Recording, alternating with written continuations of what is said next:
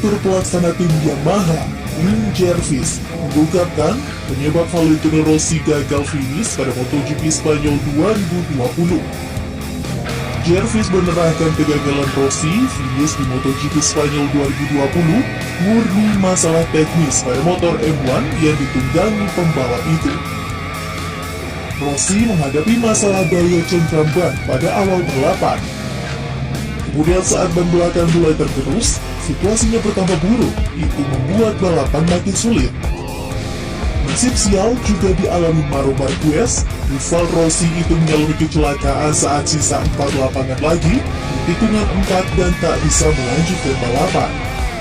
Baby alien terjatuh dari motornya sehingga mengalami cedera patah tulang lengan kanan bagian atas.